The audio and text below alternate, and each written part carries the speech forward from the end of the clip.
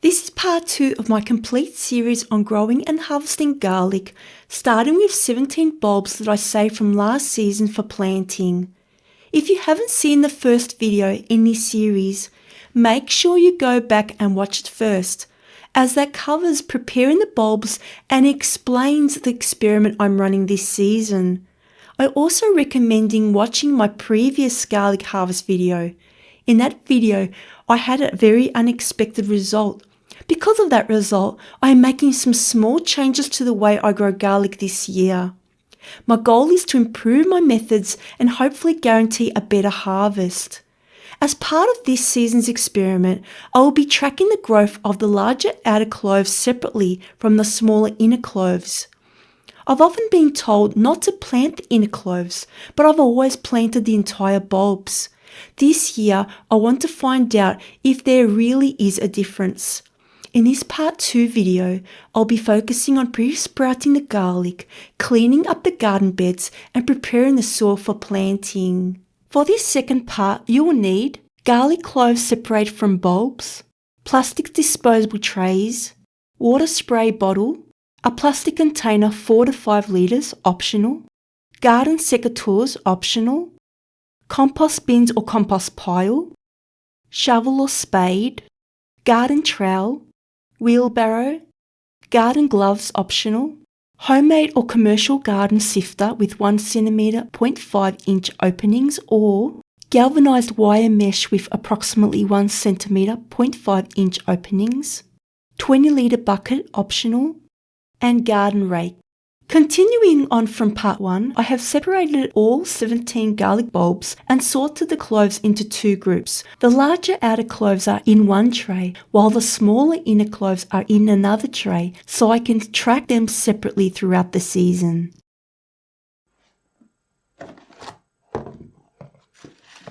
To begin pre-sprouting, I pour the large cloves into a temporary tray so I can arrange them more efficiently.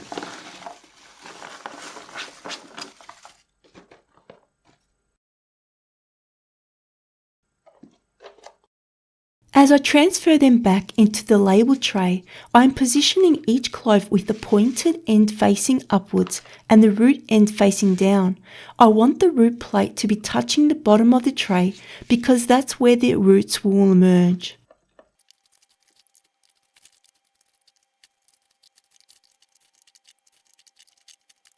The tray starts filling up very quickly. I am trying to fit around 165 large cloves into this tray, and looking back now, I probably should have started with a bigger one.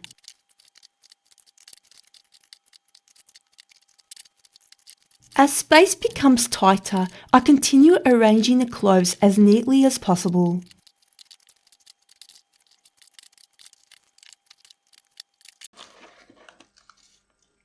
Once everything has been transferred, I double check the temporary tray to make sure I haven't missed any cloves. Any leftover garlic skins, dried roots and debris are removed and discarded.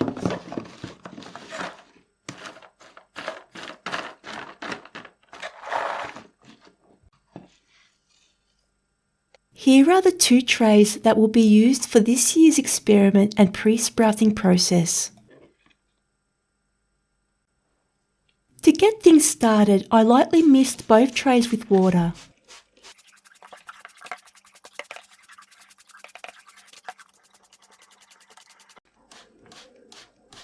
The large tray contains 165 outer cloves. The second tray contains 33 inner cloves. Do you ever pre-sprout your garlic before planting? Please let me know in the comments below. The trays are then placed on a windowsill where they will remain during the pre-sprouting phase. I position the large cloves on the left and the small cloves on the right with labels facing forward so I can easily track them. The following day, I continue misting the cloves. The trays will be lightly sprayed every day to encourage root development and prevent the cloves from drying out. I've also taped the trays to the window to reduce the risk of accidents. By day 2, there are still no visible signs of sprouting. Before planting outdoors, I like to give the garlic a chance to establish roots indoors first. Day 3 arrives and there are still no roots visible on the large cloves.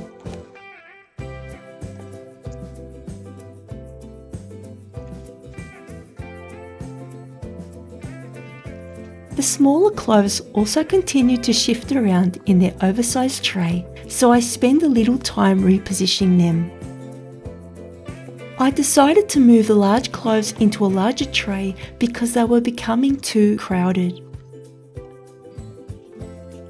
This clear tray should provide more room for root development and allow me to see the roots from underneath as they grow. By day 5, I finally noticed some encouraging signs.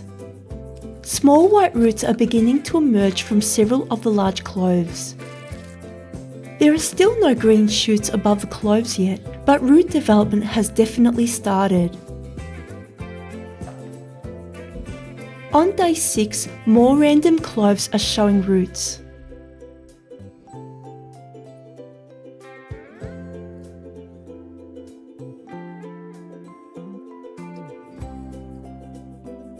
The process seems to be gaining momentum, and it hasn't even been a full week. By day 7, every large clove I check has visible roots. When I inspect one of the small inner cloves, there are still no roots present. After 1 week, the difference becomes even more noticeable. The large cloves all have healthy developing roots. The small cloves are finally beginning to produce tiny roots, but they are clearly lagging behind. Already I'm starting to see a developmental delay between the two groups.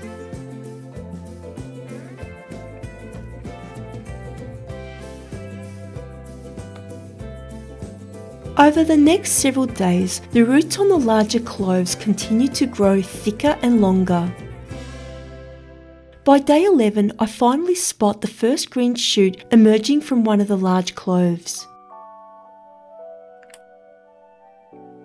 The small cloves are producing roots as well, but there are still no green shoots. This is the first visible top growth of the experiment. The roots on the large cloves continue developing strongly.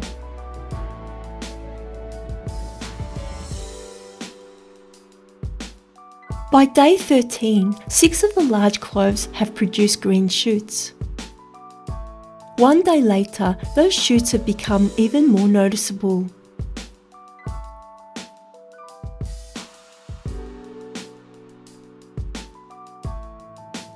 After 2 weeks, around 10 of the large cloves have visible green tops. The smaller cloves are still behind, although some are finally developing respectable root systems.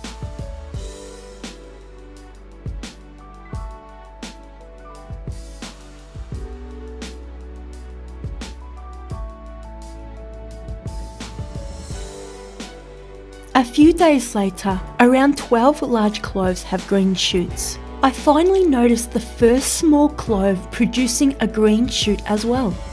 The difference between the two trays is becoming increasingly obvious. The larger cloves are growing faster, producing thicker roots and developing stronger shoots.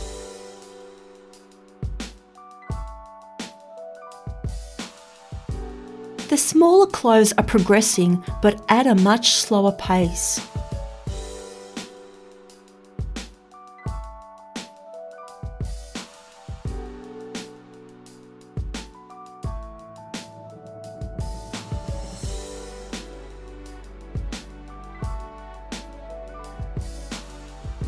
Then, something completely unexpected happens. While checking on the garden outside, my husband tells me I need to come and have a look at something.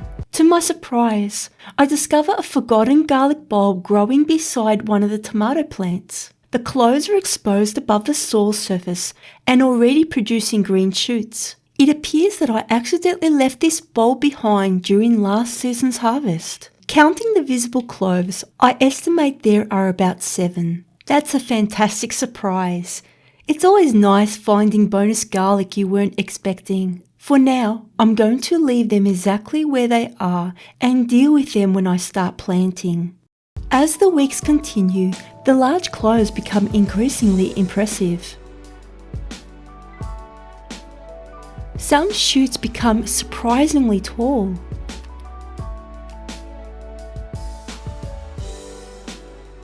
Looking underneath the clear tray, the root growth is extremely dense. The roots begin intertwining with one another.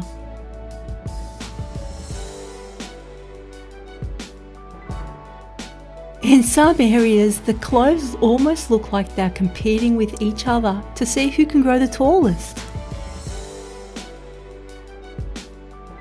Meanwhile, the smaller cloves continue making steady progress. More shoots begin appearing, although the growth still doesn't match what I'm seeing from the larger cloves.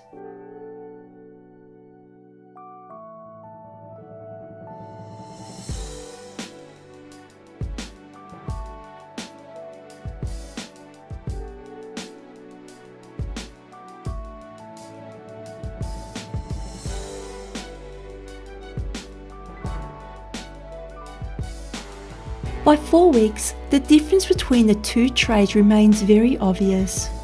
The large cloves are producing thicker shoots and much stronger overall growth.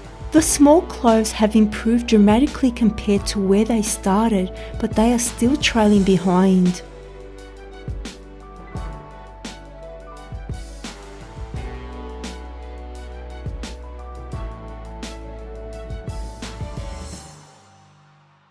Normally I would plant my garlic after 3 to 4 weeks of pre-sprouting. Unfortunately, the weather hasn't cooperated this season and continuous rain has delayed planting. Thankfully, the extra time indoors doesn't seem to have hurt the garlic at all.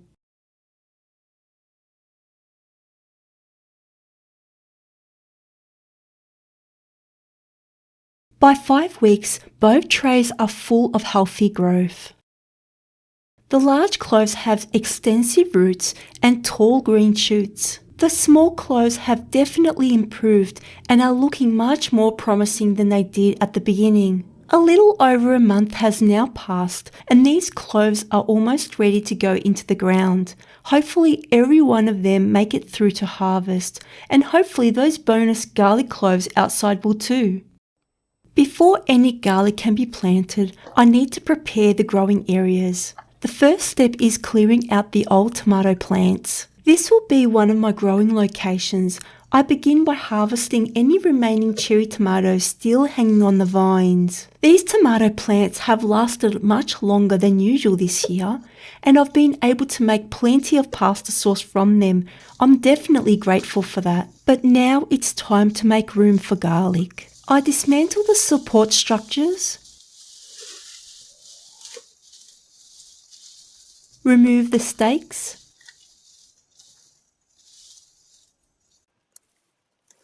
and pull the old vines from the ground.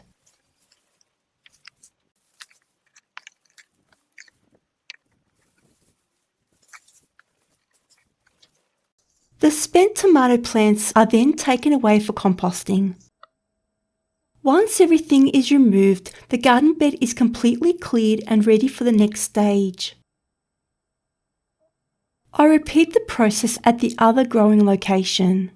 More tomatoes are harvested, more stakes are removed, and more old vines are composted. Before long, both planting areas are clean and ready for fresh soil. With the beds cleared, it's time to prepare some compost. This wheelbarrow will be receiving freshly sifted compost from my compost pile. The compost sifter I use was made by my husband more than 10 years ago. It fits perfectly over the wheelbarrow and has served us extremely well over the years. If you don't have a compost sifter, a simple sheet of wire mesh will work too. I use a shovel to load compost material onto the sifter.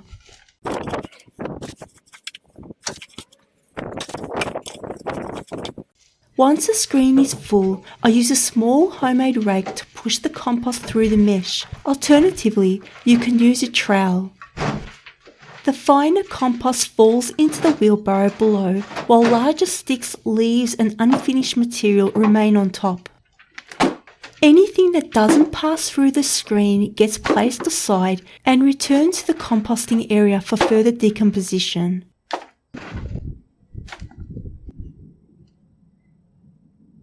Do you ever sift your compost? Please let me know in the comments section of this video. One of the great things about using a sifter is that it also helps remove unwanted debris such as plastic fragments, microplastics, stones or other rubbish that may have found its way into the compost. It also aerates and loosens the soil.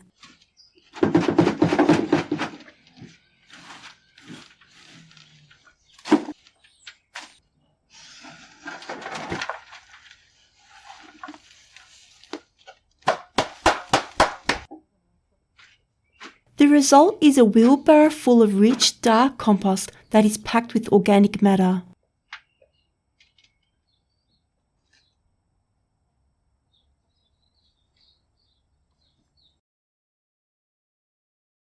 Once the wheelbarrow is full, I transport it over to the garden beds.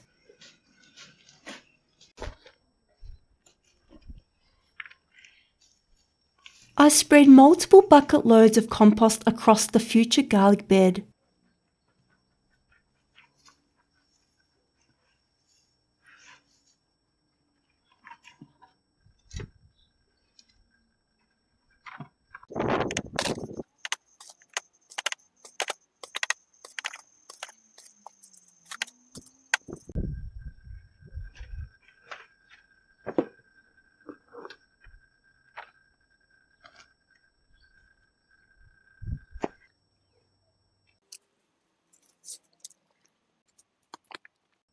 I have to be careful around the surprise garlic plants I discovered earlier because I don't want to bury them.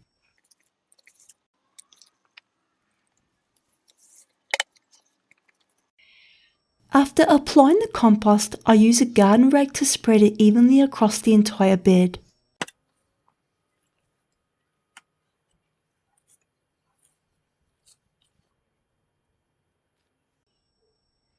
Working around the surprise garlic plants, I leave them a little space.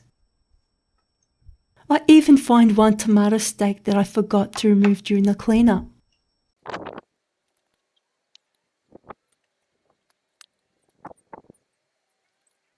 Once the compost is levelled, I use the flat side of the rake to gently compact the surface. This helps create a stable planting bed and prevents the soil from collapsing when planting holes for the garlic later.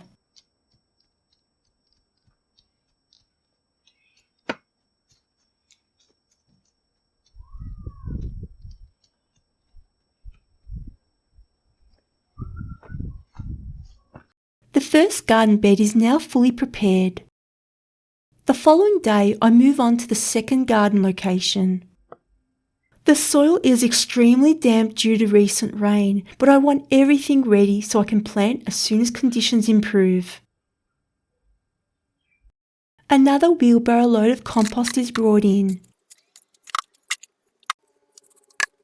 Bucket after bucket is spread over the bed.